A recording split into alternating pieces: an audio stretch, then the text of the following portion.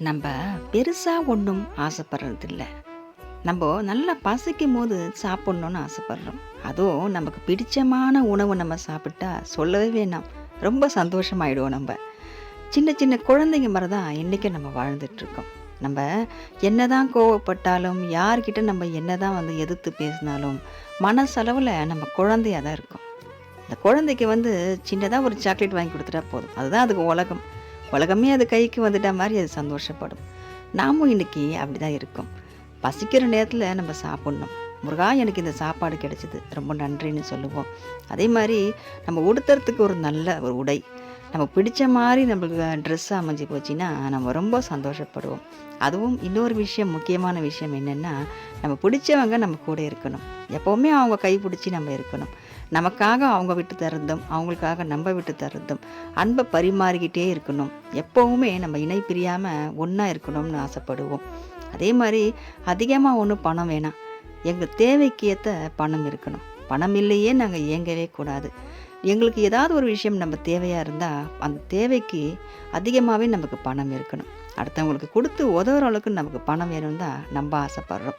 மத்தபடி நம்ம பெருசா எதுக்குமே ஆசைப்படுறதில்ல. யாரையும் கெடுக்கணும், அவங்கள மாரி நம்ம வரணும், அவங்களுக்கு மேல நம்ம வந்துடணும், அவங்கள கீழ தள்ளிடணும், இவங்கெல்லாம் இப்படி ஆயிடணும், அப்படி ஆயிடணும்னு நம்ம எதுவுமே நினைக்கிறது கிடையாது. நம்ம வாழணும் தானே நினைக்கிறோம். வாழ தான் பிறந்திருக்கோம். வாழணும் தான் ஆசைப்படுறோம். வேற எதுக்காக நம்ம ஆசைப்படுறோம்? நம்ம பெருசா ஒண்ணும் ஆசைப்பட்டு இல்லையே!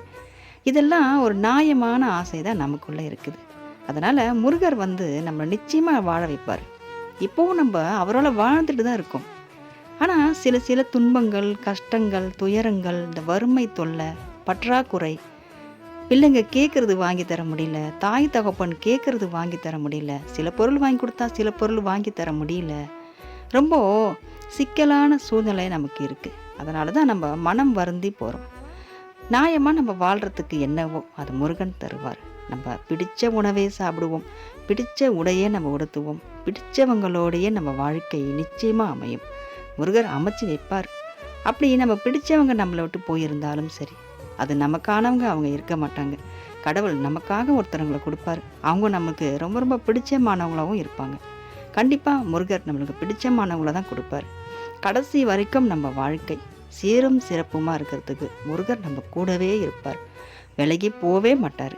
நம்மள என்னைக்குமே அவர் பாதுகாத்து நல்லா வாழ வைப்பார். நம்ம சந்தோஷமா வாழதான் போறோம். எப்பவுமே நல்லா வாழ்வோம். பிடிச்ச மாதிரி வாழ்வோம். நம்ம ஒரு குறை இல்லாம நம்ம வாழ்வோம். நம்மளால முடிஞ்ச அடுத்தவங்களுக்கு சின்ன சின்ன உதவிகள் நம்ம செஞ்சுக்கிட்டே வாழ்வோம். அதுதான் முருகருக்கு ரொம்ப பிடிச்ச மாதிரி இருக்கும்.